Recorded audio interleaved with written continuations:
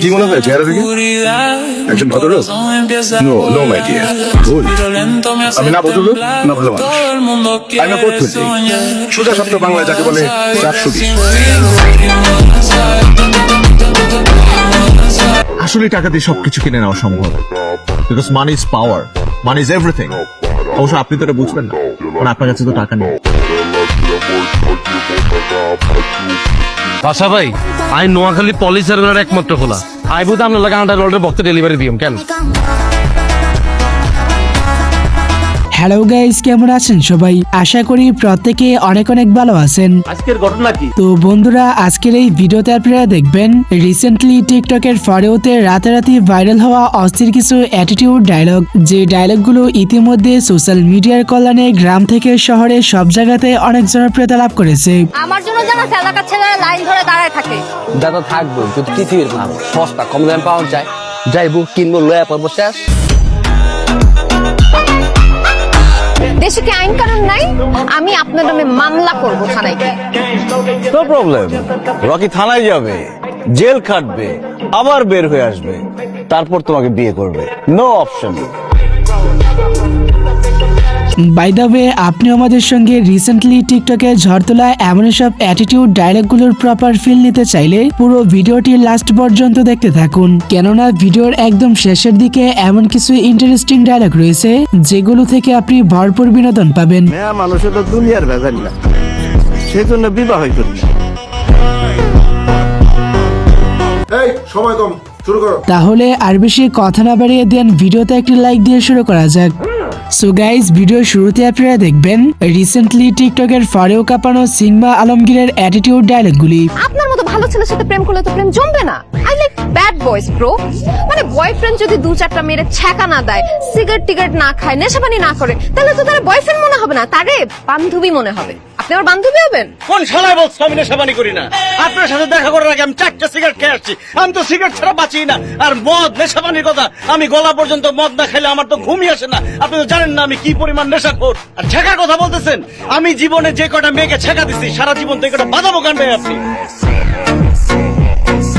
হ্যাঁ, বর্তমানে নিলয় আলমগীরের এমন কেচি পড়া ডায়লগগুলো সোশ্যাল মিডিয়ায় অনেক ভাইরাল হয়েছে। তোর ভিতরে একটা ব্যাপার আছে, ভিলেন হইলেও তোর পার্সোনালিটিটা হিরো বাবা। স্যার, হিরো বা ভিলেন যে কেউ হইতে পারে, কিন্তু পার্সোনালিটি রক্তে থাকে, চাইলেও বানানো যায় না, ভিতরে থাকতে হয়।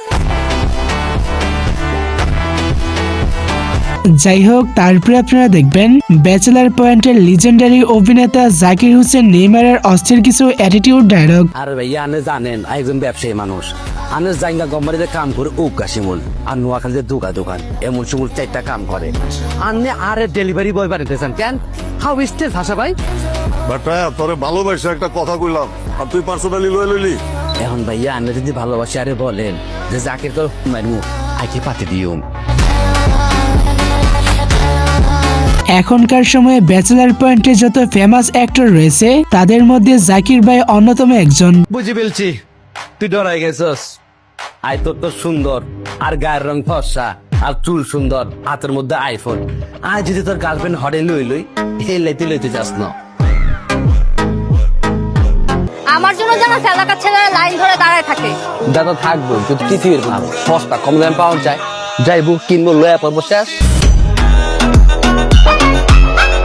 হোয়াটএভার গাইস, এরপরে রয়েছে রিসেন্টলি সোশ্যাল মিডিয়ায় দাপিয়ে বেড়ানো শিমুল শর্মার মাস্টারপিস ডায়লগগুলি। আর নাম শিমু, কাবিল আবার বন্ধু এবং ছোট ভাই। নোয়াখালীতে একসময় চাষ করে এসেছি ভাইয়া। নোয়াখালীর 13 শতাংশ আমরা ঢাকা আইছি। নোয়াখালীর তো নাইবার সময় গিয়ে পৌঁছেছি ভাইয়া, 12টা সিলে লাগছে। নোয়াখালীর বেগুন আরে পোস্টমাস্টার নামে চিনে, আর চেহারা দেখলে বোঝা যায়। যদিও শিমুল শর্মার আপকামিং ভাইরাল হওয়া তেমন কোনো ডায়লগ নেই, তবে তার এই ডায়লগগুলো কিছুদিন আগে ব্যাপক পরিমাণে সাড়া ফেলেছিল। আমার সাফ কথা, আমি পড়াশোনা করুম না। পড়াশোনা করলে কি করবি? টাকা ইনকাম করবো, আমার প্রচুর টাকা লাগবো, গাড়ি লাগবো, বাড়ি লাগবো, যেটা পড়াশোনা করা সম্ভব না। সো তারপরে আপনারা দেখবেন বাংলার খলনায়ক হুমায়ুন ফরিদি স্যারের রিসেন্ট টাইম ভাইরাল হওয়া অ্যাটিটিউড একটি ডায়লগ। কি মনে হয় চেহারা থেকে একজন ভদ্রলোক? নো নো মাই ডিয়ার, ভুল। আমি না ভদ্রলোক না ভালো মানুষ। আমি না পড়তে সোজা সপ্তাহ বাংলায় যাকে বলে 420। হ্যাঁ, ফরিদি স্যারের এমন অসংখ্য ভাইরাল ডায়লগ রয়েছে যেগুলো শুনে বর্তমানে জেনজি পোলাপাইনরা এলাকায় ভাব দেখায়। তোমাদের এই অঞ্চলে আমারে কেউ চেনে না, আমার অঞ্চল হইলে ভিন্ন কথা, এক নামে সবাই চেনে। যাই হোক, এরপরে রয়েছে ব্যাচেলার পয়েন্টের on is the best person Pasha ভাইয়ের অস্থির সব অ্যাটিটিউড ডায়লগগুলি। আপনি কারে করি বলছেন? আরে বেটা, তোর আম্মার সম্পত্তি বাদ দিয়ে যদি তোর হিসাবে ধরি আর ওর বাপের সম্পত্তি বাদ দিলে তোর তো করি দুস্থ ব্যাচেলর। পাশা ভাই সম্পর্কে আমি বরাবরের মতোই বলতে চাই, তিনি এমন একজন অভিনেতা যার প্রত্যেকটা কথার মধ্যে অন্যরকম একটা অ্যাটিটিউড ভাব রয়েছে।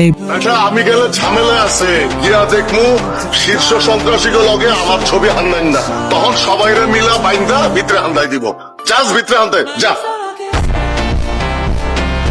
এনিওয়ে গাইস, তারপরে রয়েছে নির্জনের রাতারাতি সোশ্যাল মিডিয়ায় কাঁপানো ভাবমার্কা অ্যাটিটিউড কিছু ডায়লগ। তোর বোনের গায়ে হাত দিলেও কি তুই সেম কথাটাই বলতি? ও যদি আবার এই সেম কাজটা করে না, ওরে আবার মারবো, বারবার মারবো, মাফ চাওয়ার তো প্রশ্নই আসে না। আর মরলে মরবো ভাই, এত ভয় নিয়ে বাঁচতে চাই না। নাটকে অভিনয় করা নির্জনের প্রত্যেকটি ডায়লগে এখন সোশ্যাল মিডিয়া জুড়ে ব্যাপক সাড়া ফেলেছে। এই সাবধানে, তোর জবানের চেয়েও ট্রিগার ফার্স্ট চলে।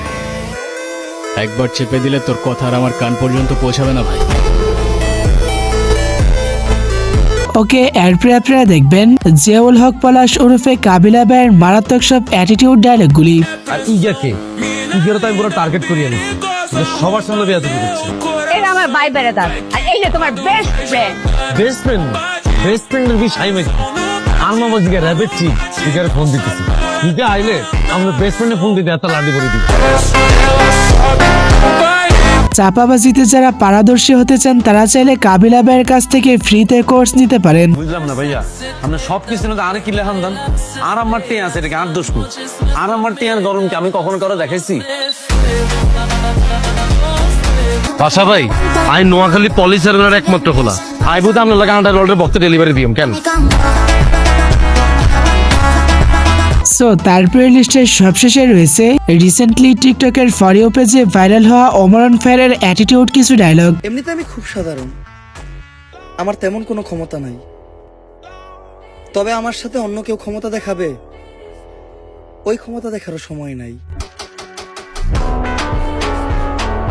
আগে চিন্তায় থাকতাম যে কে কি বলবে, আর এখন চিন্তা করি কখন আমি কাকে কি বলে ফেলি। তো বন্ধুরা, আজকের মতো এই পর্যন্তই। দেখা হচ্ছে পরবর্তী নতুন কোনো ভিডিওতে। ততক্ষণাৎ ভালো থাকুন, সুস্থ থাকুন, টেক কেয়ার, আল্লাহ হাফেজ। अब तुम लोग गलती से अगर नए हो तो सब्सक्राइब करो, वो जो लाल वाला बटन है उस पर अपने जीजा जी फेंक के मारो या फूफा जी, मुझे नहीं पता, बस क्लिक हो जाना चाहिए। अब मैं भी जा रहा हूं, मुझे मुठिया पेलने जाना है। बाय।